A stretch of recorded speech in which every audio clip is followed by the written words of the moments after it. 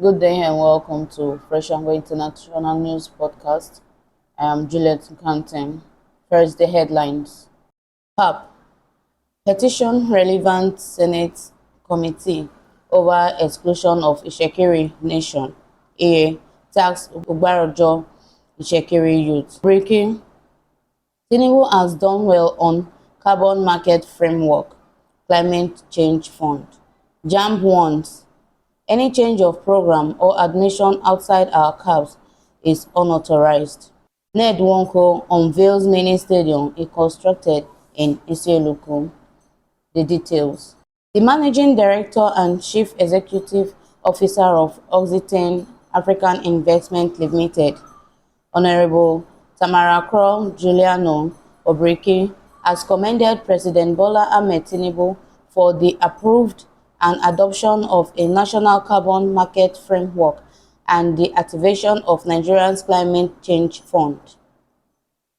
OBRIKI, in a statement on Sunday and made available to newsmen in Warri, Delta State, said the adopted national carbon market framework and climate change fund were in the right step in the right direction, as it has been long overdue for Nigeria to establish its own functional carbon market. According to him, I quote, "This will certainly attract and encourage oil industry players and manufacturers to voluntarily apply methodologies for decarbonization." End of quote.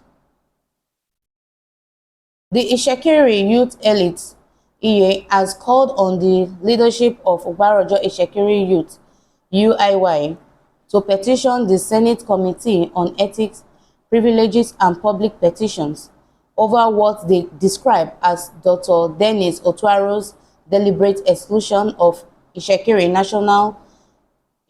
Nation in the Presidential Amnesty Program (PAP). The call was contained in a statement released Tuesday, November 4, by the leadership of the Itsekiri youth elite (EA).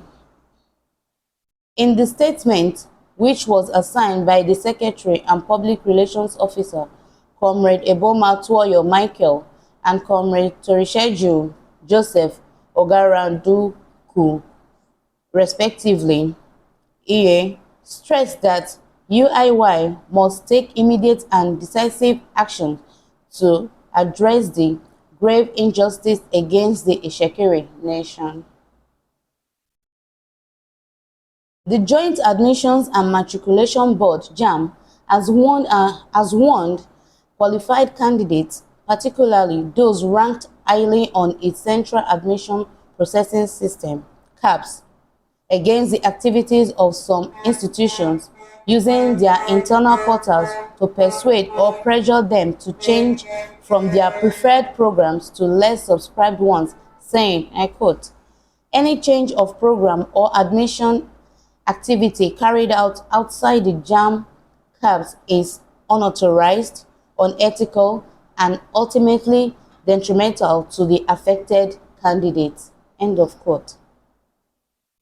Fresh and Go International can report that the warning by JAMB was contained in a statement released Monday, November 3.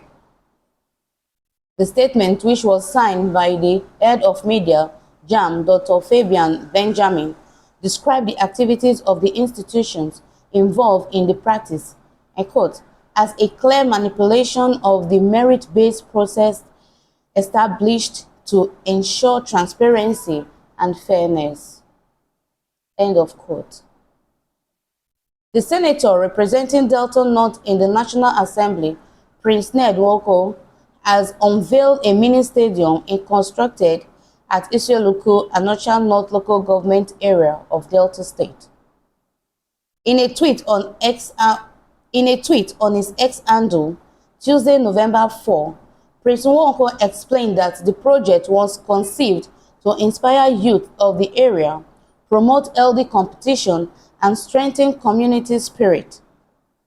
According to the senator, the mini stadium features a standard football pitch, a 7-a-side multi-sport arena, pavilions on both sides, and well-equipped dressing rooms, all designed to create an enabling environment for sport and recreation. We have come to the end of today's podcast. Please feel free to follow us for more details on freshandgong.com and our YouTube channel at Fresh and Go International. Thank you.